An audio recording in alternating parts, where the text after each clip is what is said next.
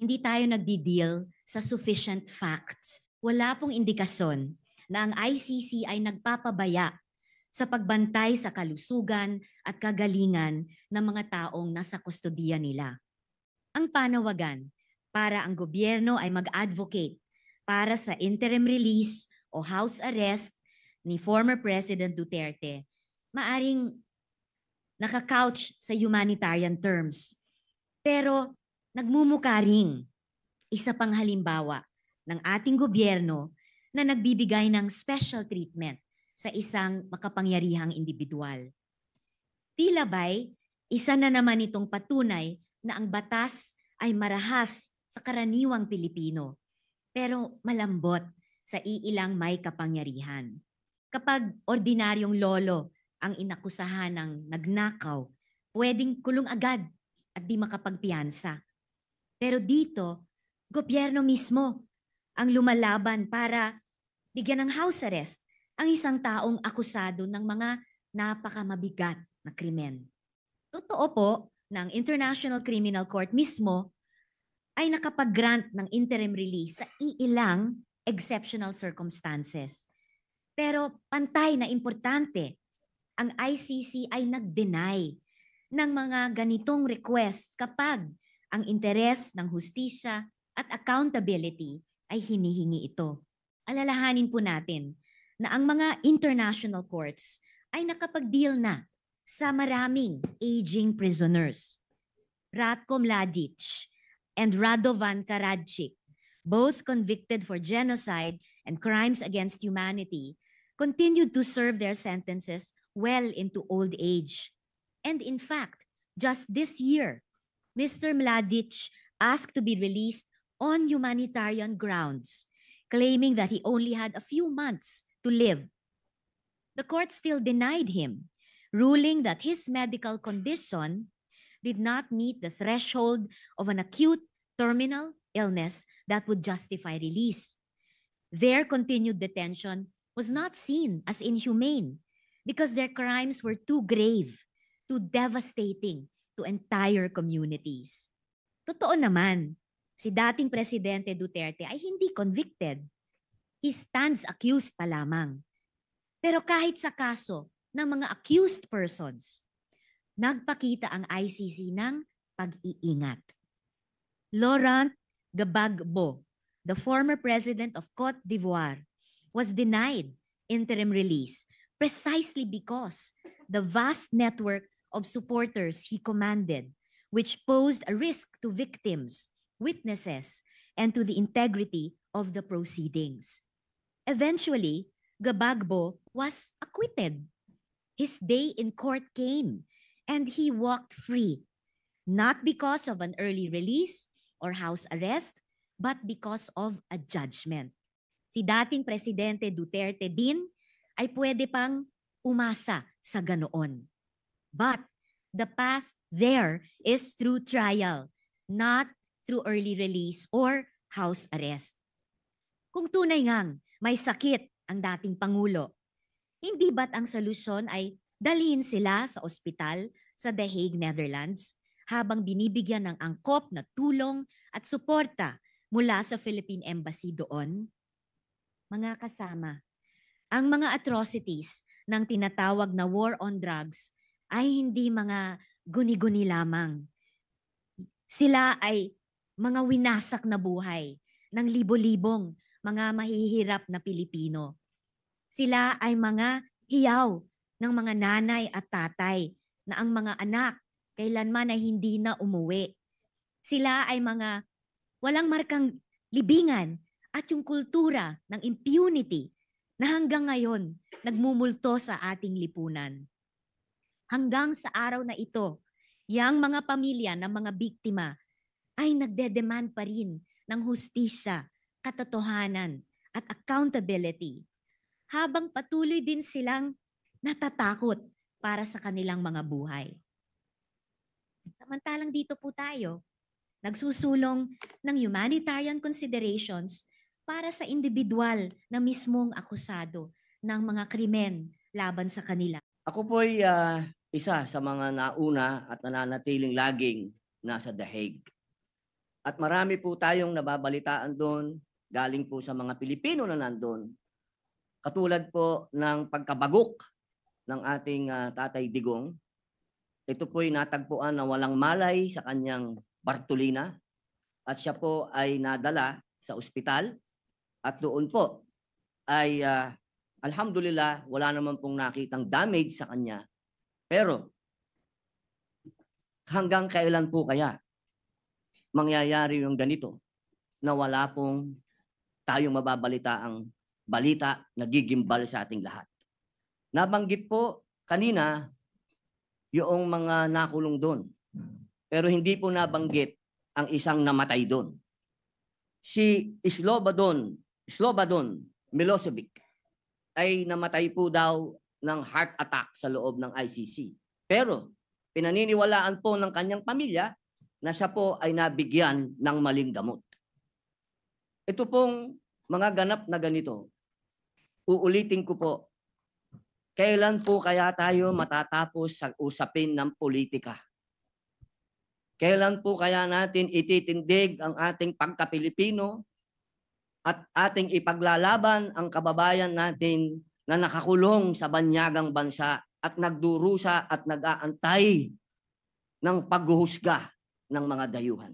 With each and every human rights convention that the Philippines signed. So what I want to emphasize, Mr. President, is iba ang vengeance sa justice. Ang vengeance is an emotional impulse of someone who is a victim of injustice. In Tagalog, gusto niyang gantihan. Ang justice, hustisya, ay well-defined sa international community, and I know that as a former Secretary of Foreign Affairs. At yan po ay nakatala sa ating konstitusyon, sa international conventions, sa human rights, etc., pati sa ICC. At pag ikaw ay hinuhusgahan pa lang o ikaw ay kinakasuhan pa lang, in fact, na-postpone yung yung confirmation of charges kasi tinitignan pa nga kung maiintindihan ng akusado yung i-accuse sa kanya. So, kasama lahat po dyan sa justice is hindi mo muna gagantihan siya habang siya ay innocent until proven guilty. Tignan niyo halimbawa ho si dating Senador Leila de Lima. Wag na yung ibang mga senador, di ba? Grabe din po ang akusasyon sa kanya, droga. Pero pumayag po lahat. Pati po ang pinakagalit sa kanya na out of humanitarian, meron siyang detention facility sa Camp Crame, no? At meron siyang cellphone at nakakapag-function pa rin siya dito. So lastly, Mr. President, I will not argue anymore whether the war on drugs was a maniac killing everyone or the war on drugs was precisely to protect the Filipinos, because replay na to Ilang beses na napaliwanag to, the facts, ilang beses na present sa international community at saka dito. Just one point, Mr. President. Nung tinignan natin yung dami na namatay nung Aquino administration, ay sing dami nung namatay nung first 2 years nung Duterte administration. Except that during the Aquino administration, through Senator De Lima, pinalitan nila yung definition ng EJK. EJK, kapag yan ay labor union, yan ay human rights leader na napatay. Pero pag ordinaryong tao na napatay, hindi EJK. Biglang pagdating ni Duterte, lahat ng patay na hindi natural causes, EJK. Pero pag kinumpare mo, there was 13 to 16,000 every year in the Aquino and even before Aquino. So again, Mr. President, we're not here to debate that. History will judge. Precisely. Our courts here, the DOJ will that. I just have to reply, Mr. President, kasi nga it was brought up as if yun ang dinidebate natin. Ang dinidebate natin humanitarian. Humanitarian ay walang pakialam sa feelings ng mga posibleng biktima. Kasi ang hustisya po ay bulag. Ay nakatakip po yung mata para nga walang makita. At At yun na nga po mga kababayan, no, sinagot po ni Senator Robin Padilla at ni Senator Alan Cayetano itong si Senator Risa Hontiveros dito sa kanyang paliwanag na kung saan ayaw po niya or hindi po siya pumayag dito sa Senate Resolution 144, no, na urging ICC to grant PRRD ng house arrest mga kababayan doon po sa Dahig, Netherlands. At may mga pangalan pa pong pinabanggit itong si Risa Hontiveros, no, na mga nakakulong doon sa ICC mga kababayan at hindi daw po nagpabaya, no, yung ICC sa kanilang mga detainees doon. At bagay naman na pinabulaanan ni Senator Robin Padilla dahil nga po nabagok nga po itong si PRRD doon mga kababayan. At isa pa, no, meron pang isang detainee doon na namatay, no, doon sa loob ng ICC dahil po inatake sa puso dahil mali do umano yung gamot na binigay mga kababayan. At yung sinabi ni Risa Hontiveros na maayos naman daw yung ICC, binabantayan yung mga nakadetine doon. At yun po yung sagot ni Senator Robin Padilla mga kababayan dahil nagbanggit nga po ng mga pangalan, no, ng mga ICC detainees itong si Risa Hontiveros, pero yung namatay ay hindi po binanggit, no, ni Risa Hontiveros, hindi na po sinama sa sinasabi niyang stating of facts mga kababayan, kaya tuloy tila nasupla po siya mga kababayan ni Senator Robin Padilla. At alam naman natin na itong si Risa Hontiveros talaga ay anti-Duterte talaga, no, at talagang galit na galit ito at ayaw payagan na o mag-interim release itong si PRRD. Alam naman natin yung background ni Senator Risa Hontiveros mga kababayan ay talaga namang nangunguna yan sa pinaka ayaw, no, ayaw niya ang mga Duterte mga kababayan. At ngayon ay si Senator Alan Cayetano pinapaliwanag niya yung vengeance, yung bakit hindi bigyan ng pagkakataon, no, for humanitarian reason itong si PRRD na given sa kanyang edad mga kabayan na 80 years old, matanda na at medyo hirap na nga pong tumayo at kinakailangan pong mayroong mag-assist talaga, no, mag-assist every time na gumalaw po siya kasi posible po talaga matumba po to mga kababayan ulit, no, mangyari ulit yung nangyari nung nabagok siya. Buti na lang ay wala pong fractured yung kanyang ulo dito mga kababayan. Kaya sabi ni Senator Robin, hanggang kailan ang ganitong sitwasyon, no, na syempre pwedeng maulit-ulit yun, no, pag tumayo siya ma-out of balance, matumba ulit, mabagok, mga ganyan-ganyan.